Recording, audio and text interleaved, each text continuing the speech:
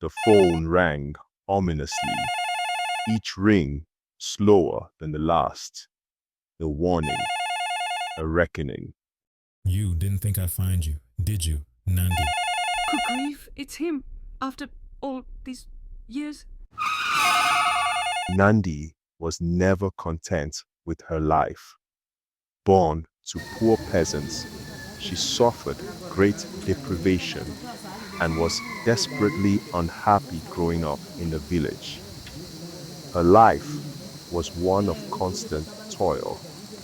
From the age of 8, when her mother died, tedious chores dominated her life. On weekdays, in the mornings before school, she fetched a bucket of water on her head from the distant well and swept the yard. Though tired in the afternoon, after a long walk back home from school, she prepared ingredients for the evening meal and then cooked at a sweltering fire. At weekends, in addition to these chores, she assisted with the goats, washed clothes at the river, and collected firewood from the forest. From her earliest years, she concluded that her unhappiness had been entirely due to poverty and that money was the only key to happiness. Throughout her school years, she dreamed of marrying a rich, generous man who would lift her out of poverty and transform her life. A husband who could afford servants and save her the tedious chores.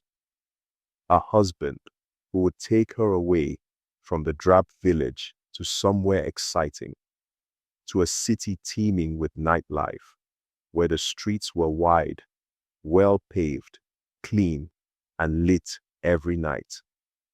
Unlike the roads in her village, which were chokingly dusty during the dry season and muddy whenever it rained, she dreamt of spending her days shopping at fashionable stores and evenings wining and dining at exclusive night spots.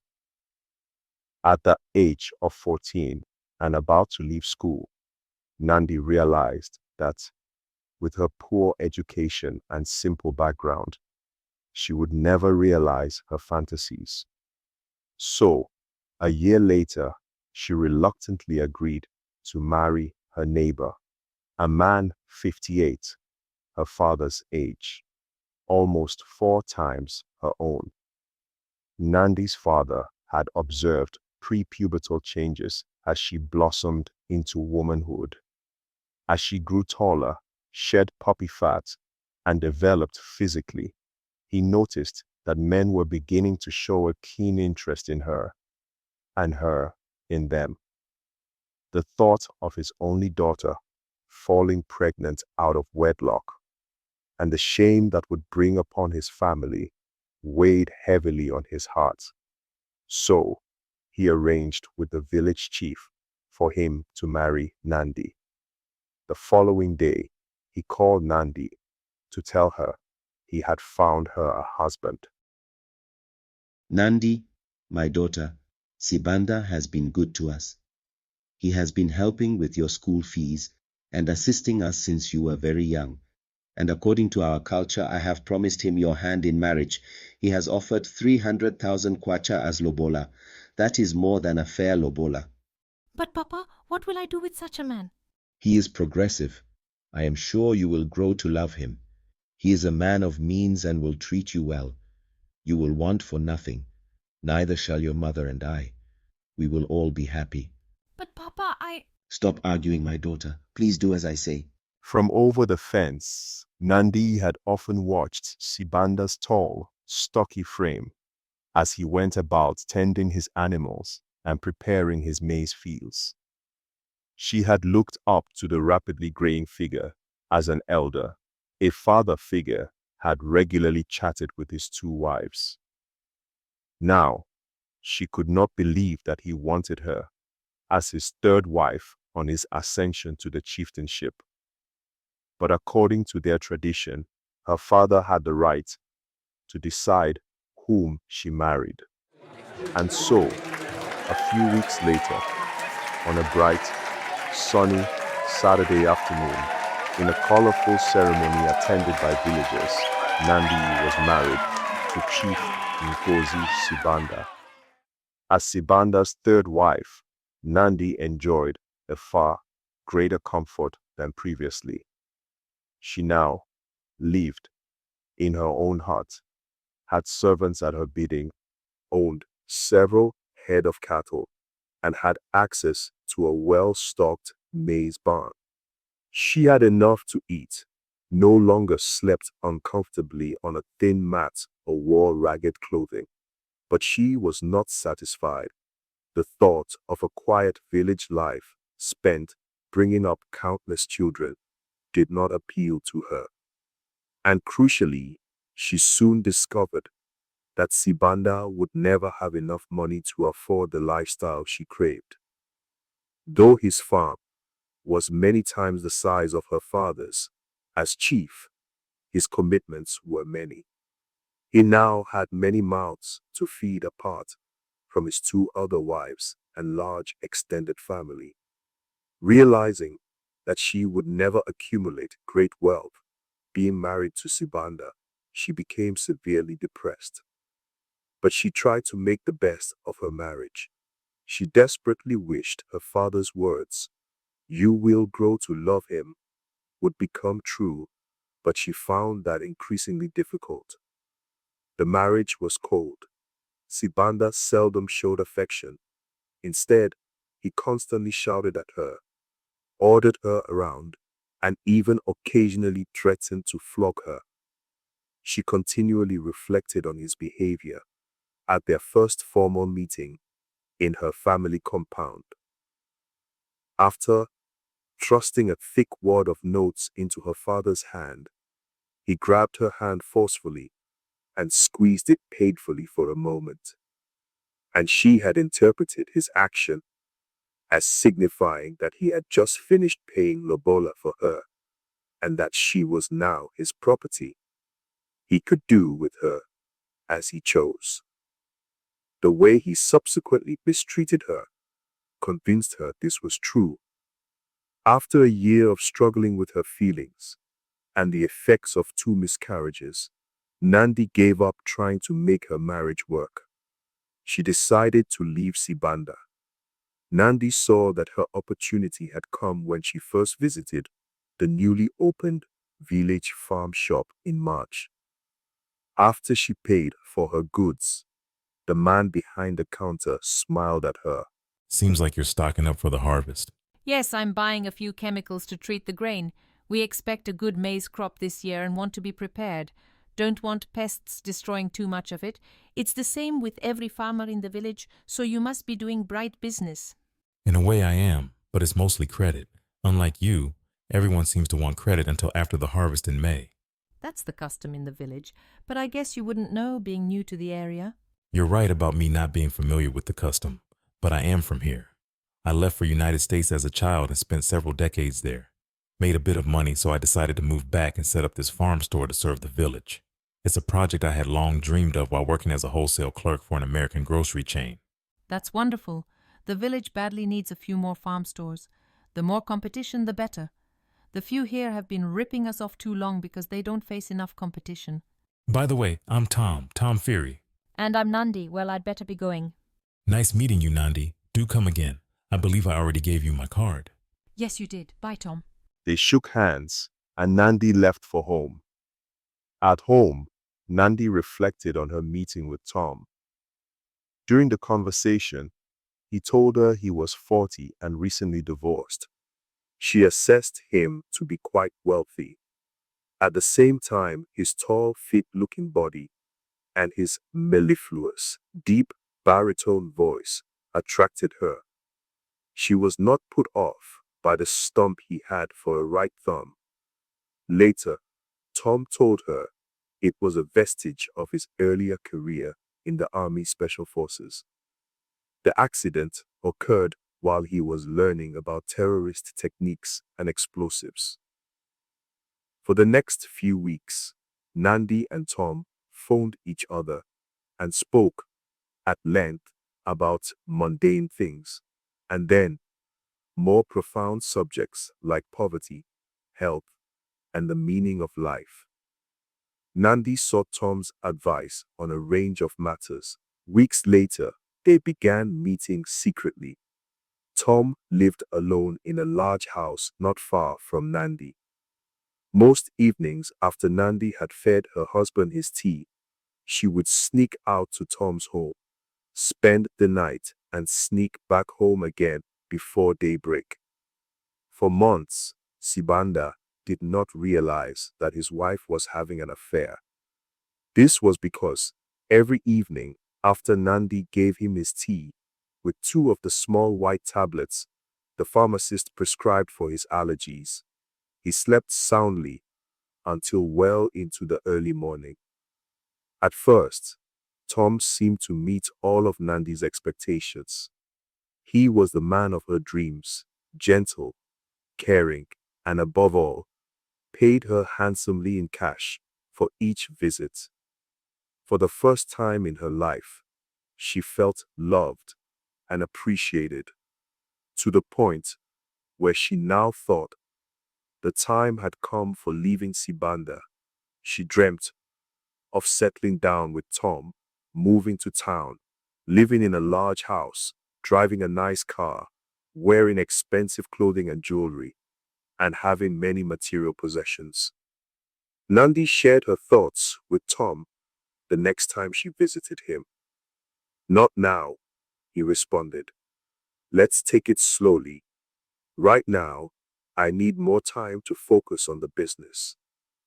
The truth was that for Tom, as is generally the case with men in such relationships, the thrill of the encounter had worn off after 6 months. Nandi's dreams were shattered, but though distraught, she decided to see out the rest of the night as usual. Tom had drunk heavily that day and fell into a deep sleep shortly after paying Nandi for the night, but he had forgotten to lock his briefcase. After Nandi was satisfied that he was sound asleep, she opened the briefcase and stole the substantial sum of money. Realizing the amount was enough to fund an elaborate lifestyle, she fled through the night under cover of unharvested maize fields to the village outskirts, then took the early morning bus to the town. Tom could not believe his eyes when he checked his briefcase in the morning. But there was more bad news to come. Later in the morning, after chairing the weekly village meeting, Sibanda learned from hitherto tight-lipped elders about the events leading up to Nandi's disappearance. Everyone but him knew about Tom and Nandi's affair. Irate at being duped for so long, Sibanda at first threatened to kill Tom Fury, but was persuaded not to by the other elders. Instead, in the afternoon, he and the most senior elder confronted Tom Fury at his home and banished him instantly from the village. Tom Fury's affair with Nandi cost him his business. He was left bankrupt, a disgraced, broken, bitter man. He fled the village and was never seen again. In the town, Nandi immediately went to the bank and deposited the money, explaining to the cashier that the money was her father's. He had sold his farm and asked her, as his only child, to deposit it in her name to avoid any unforeseen demands by creditors. She then rented an apartment in an upmarket neighborhood and promptly set about erasing traces of her previous life. She had Brazilian hair weaved into her own to create an exotic look. Glamorous, well-tailored outfits from boutiques replaced her chitenges, and she changed her name to Niati. During the following year, Nandi enjoyed a life of leisure with a new circle of friends.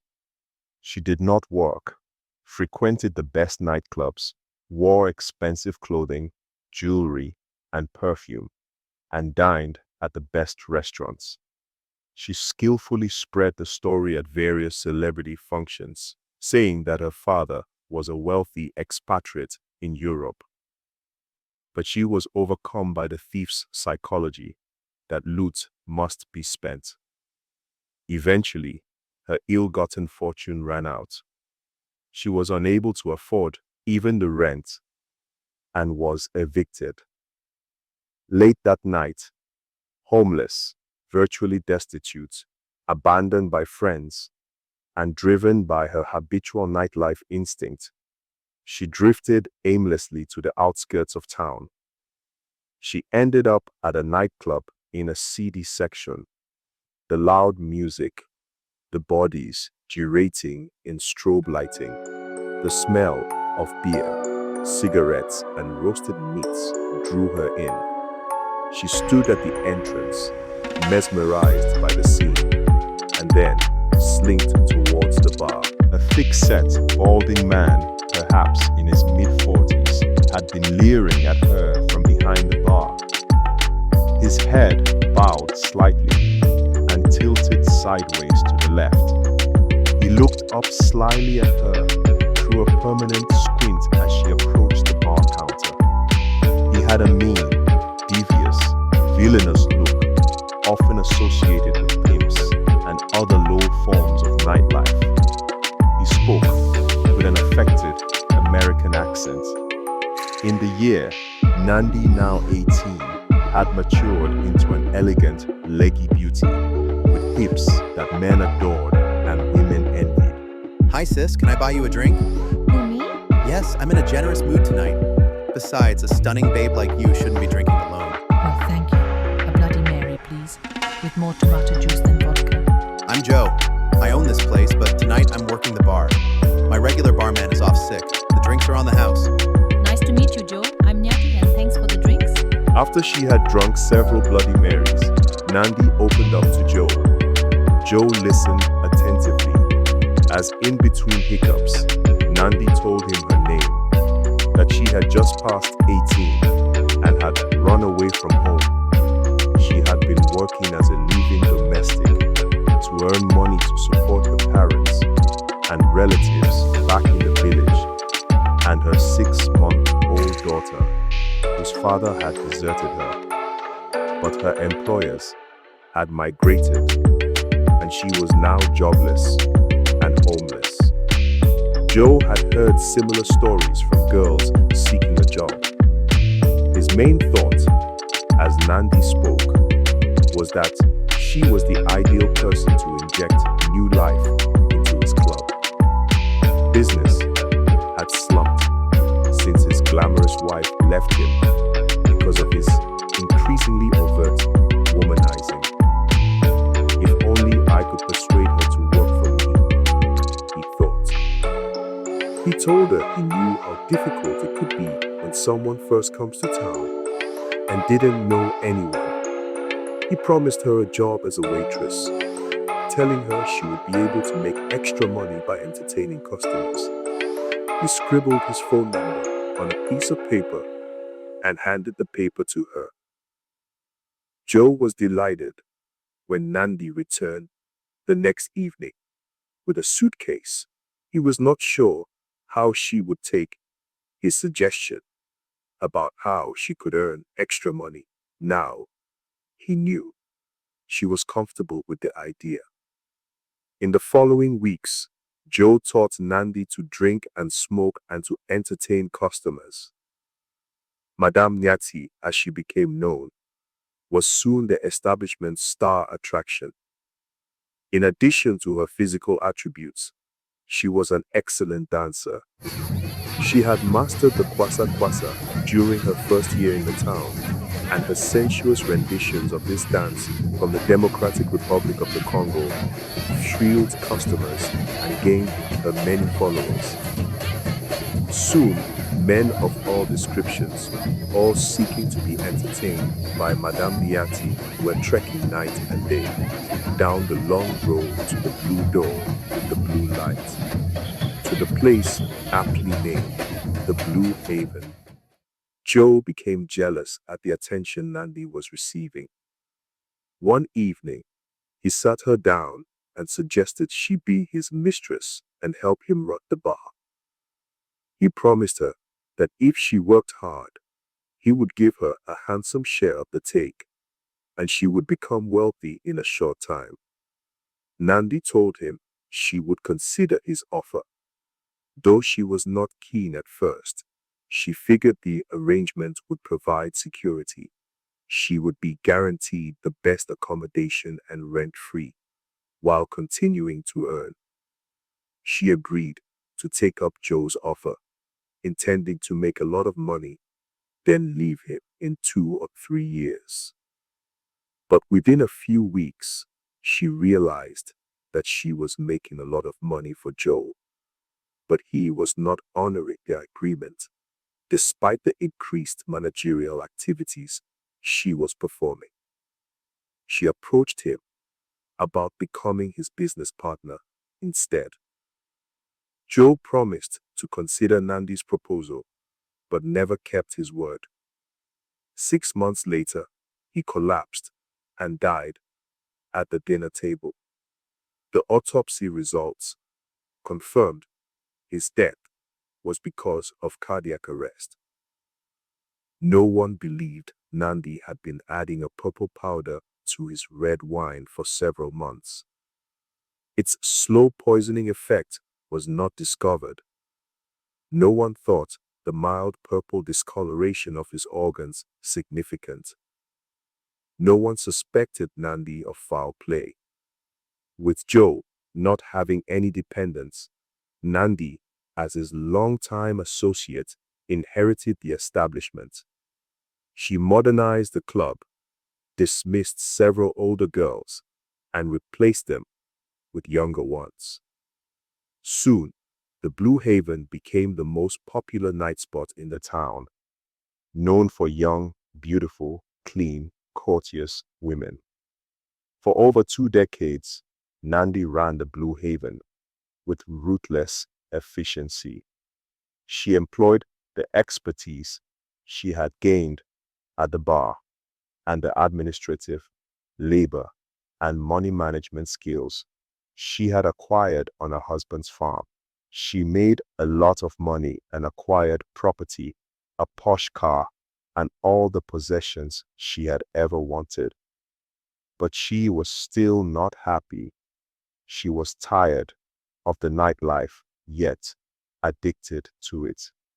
She longed for the cultured simplicity of village life, with the harvest festivities, the sharing among villagers, and the general warmth and camaraderie. But she dared not return. But most of all, she missed male companionship. Though still not yet 40, her beauty had gone, faded faster than a tropical twilight. She looked many years older. The stresses of nightlife had taken their toll. Her eyes had grown hooded, dark with bags. Men no longer found her attractive, no longer craved for her company, and this depressed her. So, she was very excited by the flattering phone call she received late one night from a male caller. He said his name was Jack, and he was a longtime admirer, and asked her if he could spend the following night with her. He specifically stated 8 at night. Nandi had just come from the shower and finished applying cream to her body and was in her dressing gown preparing for bed. As often in the winter, the phone connection was a bad one. The line crackled badly and she could not recognize the voice. Over the years, she had entertained several Jacks. She did not bother to find out more and told the caller she would be delighted to entertain him at the time he requested, and gave him directions to the Blue Haven. The call had given her morale a tremendous boost. She envisaged a young hunk on the other end of the line who would thrill her all night as in the past. She smiled in anticipation as she painstakingly stroked her face and massaged her torso, as if endeavoring to restore its long-lost vitality. The next evening, she dressed in her favorite clinging red dress, wore her most expensive perfume and jewelry, and sat just before 8 at the bar under the chandeliers, sipping a cocktail. 8 o'clock came, and Jack did not appear. Minutes after 8, Nandi's phone rang. This time, it was a somber, reflective voice. "You didn't think I'd find you, did you, Nandi?" the caller said, then hung up. This time, Nandi did recognize the voice. It was Tom Feary's deep voice. She was immediately overcome with a feeling of deep fear and premonition. Her mouth popped open. The phone dropped from her hand. She remembered Tom Feary's explosives training and, in particular, the numerous bombings he had carried out with merciless efficiency. In her mind, a loud explosion would soon rip through the Blue Haven, rapidly engulfing it in flames. She dashed to her car and sped away. And so, roughly 2 decades after she fled the village, Nandi fled again, leaving behind her ill-gotten wealth and possessions. She had wealth, but not peace. She had power, but not love. And now, as the sun set on her journey, she longed for a home she could never return to.